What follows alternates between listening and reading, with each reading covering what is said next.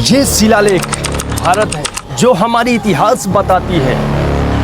ये सुनसान पड़ा खंडर भी बहुत कुछ सिखाती है। कुछ तो गलतियां हमारी भी होगी साहब, जो हाल इसका ऐसा हुआ। अहिंसा कायर का एक प्रतीक है, ये हमें इसने ही सिखाया है। नमस्कार, प्रणाम। आप तमाम हिंदुस्तान वासियों का तहे दिल से आसूआरिया स्वागत करता है। आज मैं बात करने वाला हूँ ज्ञान का भंडार जो किसी भी देश के पास नहीं था। वो हमारी विरासत आज बनकर फिर से तैयार हो गया है। ये बहुत ही गर्व की बात है। आज फिर से हमें गर्व का एहसास हो रहा है, जो आज फिर से इतना बड़ा विश्वविद्यालय जो एक ज़माने में आज से लगभग 900 वर्ष पहले इसका तूती बोलता था, आज फिर वो बनकर तैयार हो गया है। और 17 देश से लोग आते थे यहाँ पे पढ़ने के लिए, आज से 900 वर्ष पहले। और मैं आपको बता दूँ, वीडियो शुरू करने से पहले अगर आप जानना चाहते हैं और जानते हैं अगर भारत के गणित के जो ज्ञाता थे वो कौन है, तो मुझे जल्दी अभी के अभी कमेंट कीजिए। मैं कुछ सेकंड के लिए पॉज करता हूँ, अपना आवाज़ आप कमेंट पहले कीजिए।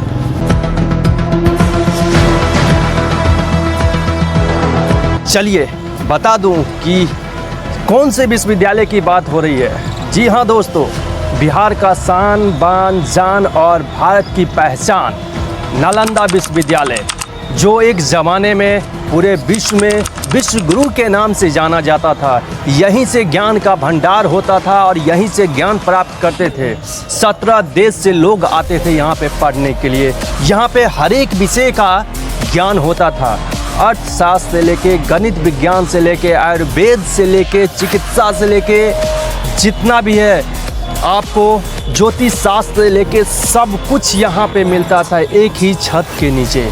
इसका निर्माण हुआ था 415 ईस्वी से लेकर 455 ईस्वी के पूर्व, और इसका निर्माण करवाए थे गुप्त वंशीय महासम्राट कुमार गुप्त, जिन्होंने काफ़ी मेहनत से इसे बनाया था और उनके उत्तराधिकारी उसे लंबे समय तक ले गए, यानी 800 साल तक ये विश्वविद्यालय अपने चरम सीमा पे रहा। और मैं आपको बारीकी जानकारी देने वाला हूँ कि आखिर ऐसा क्या हुआ जिसकी वजह से इस विश्वविद्यालय का नाश हो गया। बहुत सारे आपने वीडियो देखा होगा, लेकिन आज का वीडियो आप देखेंगे तो आपको जीरो से लेके हीरो बनने तक की पूरी कहानी आपको बताने जा रहा है आपका भाई। तो बने रहिए वीडियो के साथ। तो चलिए वीडियो शुरू करते हैं। आज मैं बात करने वाला हूँ पहले वर्तमान नालंदा विश्वविद्यालय की, क्योंकि आज हमें गर्व है हमें बिहारी होने का और बिहार में इतना बड़ा विश्वविद्यालय खुला है। मैं आपको बता दूं कि अभी वर्तमान में जो आप गुणगान गाते हैं ऑक्सफोर्ड कैम्ब्रिज विश्वविद्यालय सबके, एक ज़माने में ये नालंदा विश्वविद्यालय पूरे विश्व में प्रख्यात था और ज्ञान का भंडार यहीं से प्राप्त करते थे। आज के वर्तमान नालंदा विश्वविद्यालय में लगभग 500 कमरे होंगे। 2 भाग में इसे डिवाइड किया गया हुआ है। उसके बाद एडमिशन्स इतना आसान नहीं होगा, न उस ज़माने में था न इस ज़माने में होने वाला है। इसमें वही एडमिशन कर पाएंगे जिनका आईक्यू लेवल और मानसिक लेवल काफ़ी मजबूत होगा और वो कुछ कर गुजरने की ठान रहे होंगे। चलिए मैं आपको ले चलता हूँ प्राचीन दौर में, जब नालंदा विश्वविद्यालय 415 से 455 ईस्वी में इसका स्थापना हुआ था और धीरे धीरे ये 100 वर्ष के अंदर में ही अर्थशास्त्र और चिकित्सा के मामले में दुनिया का सबसे नंबर 1 विश्वविद्यालय बन गया था। मोहम्मद बिन बख्तियार खिलजी, जो बिहार का पहला मुसलमान शासक बना, और इसने जिद ठान ली थी कि मुझे इसे नष्ट ही करना है, यहाँ पे इस्लाम की पढ़ाई होनी चाहिए। ये दबाव नालंदा विश्वविद्यालय में ये बना रहा था, लेकिन बात नहीं बनी तो इसने ऐसा कांड किया जो इतिहास में आज भी सुनकर लोग दंग रह जाते हैं। इसमें कहा जाता है कि उस वक्त जब पुस्तक छापने की कोई कला नहीं थी, तब हाथों से 90 लाख पुस्तकें लिखी गई थी, पांडुलिपि भी थे, और उसे इसने एक झटके में जला डाला। इसकी कहानी की शुरुआत करता हूँ। जब इसका तबीयत खराब हो गया मोहम्मद बिन बख्तियार खिलजी की, तो सभी से दिखाया अपने वैदों से इस्लाम धर्म में, लेकिन कोई इसे ठीक नहीं कर पा रहा था। बख्तियार खिलजी को सहयोगी ने बताया कि नालंदा विश्वविद्यालय में आचार्य राहुल श्री भद्र जी हैं, जो उनसे आप अगर ठीक करवाएंगे तो हो सकता है कि आपका तबीयत ठीक हो जाए।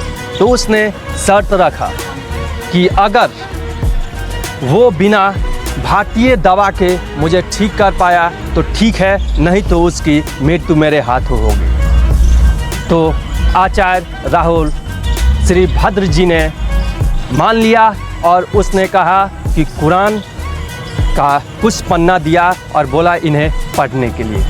पढ़ा और वो ठीक हो गए। रीज़न क्या है जानते हैं? उसमें आयुर्वेद की दवा मिली हुई थी। जब वो पढ़े वो ठीक हो गए तो वो शौक में पड़ गया कि आखिर ये कैसे हो सकता है कि इतना जल्दी सिर्फ पढ़ने से ठीक हो जाएगा। तब उसके दिमाग में एक खौफनाक प्लान आया और उसने सोचा कि अगर ये रहा तो हमारे इस्लाम के लिए बहुत ही ख़तरनाक होने वाला है। हमारा इस्लाम नीचे की ओर चला जाएगा और बौद्ध धर्म, बौद्ध ग्रंथ और हिंदू बहुत आगे चले जाएंगे। और मैं आपको बता दूं, यहाँ पे पढ़ाई होती थी पाली भाषा में। तो बख्तियार खिलजी ने सोचा कि अब इसे रहने नहीं देना है, नामो निशान मिटा देना है। उसने 1193 में ऐसी घटना की जो आप सोच नहीं सकते हैं। उसके अंदर घुस के जितने भी विद्वान थे किसी को नहीं बख्शा, सभी का कत्ल कर डाला।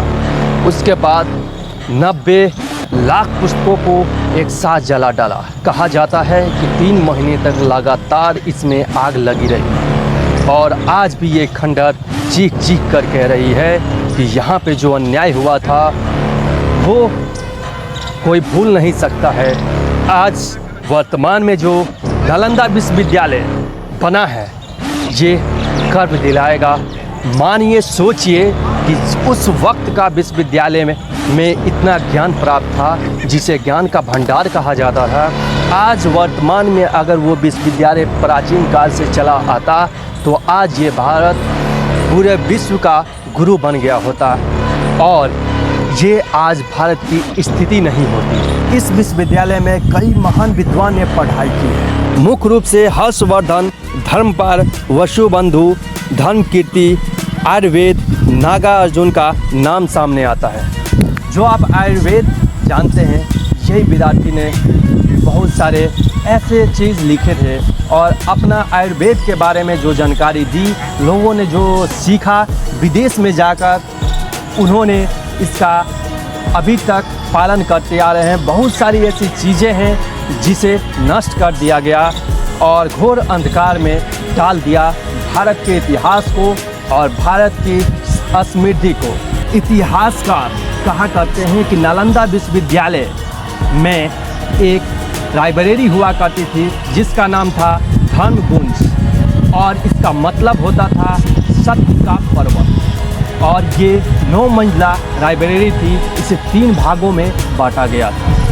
पहला था रत्नोदधि, दूसरा था रत्नरंजक, तीसरा था रत्न सागर। नालंदा विश्वविद्यालय में सिर्फ भारत के नहीं 17 देश के लोग यहाँ पे पढ़ने आते थे उस ज़माने में। कोरिया, जापान, चीन, Tibet, Indonesia, Iran, Greece, Mongolia समेत कई दूसरे देशों के छात्र भी यहाँ पढ़ने आते थे। नालंदा को तक्षशिला के बाद दुनिया का सबसे प्राचीन विश्वविद्यालय माना जाता है। नालंदा विश्वविद्यालय में उस ज़माने में 300 कमरे हुआ करते थे, 7 बड़े बड़े कक्ष हुआ करते थे। इसमें पढ़ाई किया जाता था। और बता दूं कि इसमें एडमिशन इतना आसान नहीं था। 6 द्वार थे और 6 द्वार पे महान विद्वान पंडित हुआ करते थे और वो लेते थे छात्रों का कठिन परीक्षा। उसमें से 20 से 30 छात्र ही उसके अंदर प्रवेश कर पाते थे। इसमें यानी कि जहाँ पे रहते थे वहाँ पे हॉस्टल भी बना हुआ था उस ज़माने में और वहाँ पे पानी नीचे से ऊपर ले जाने की भी व्यवस्था थी और वहाँ पे निःशुल्क मुफ्त में यानी पढ़ाई लिखाई करवाई जाती थी। सारा ज्ञान अर्जित करवाया जाता था। आर्कियोलॉजिस्ट बताते हैं कि 14 एकड़ में ये भाग मिला है, ये मात्र 10% है। खुदाई में यहाँ गौतम बुद्ध की कांच की पत्तियाँ, हाथी दांत, प्लास्टर की मूर्तियाँ वगैरह मिला है। इसी की series place that change the world के मुताबिक 7वीं शताब्दी में जब चीन यात्री और स्कॉलर हिनसोंग भारत आए तो नालंदा विश्वविद्यालय भी गए, यहाँ बतौर प्रोफेसर पढ़ाया भी। और मैं आपको बता दूं कि यहाँ पे आर्यभट्ट जो भारतीय गणित के ज्ञाता थे, जनक थे, गणित और खगोल में विशिष्ट ज्ञान रखने वाले थे, यहाँ पे पढ़ाया करते थे उस ज़माने में। आर्यभट्ट ने ही जीरो का आविष्कार किया था, आपने भी बचपन से पढ़ा होगा। और अभी आप अगर बच्चे सुन रहे हैं तो जान लीजिए कि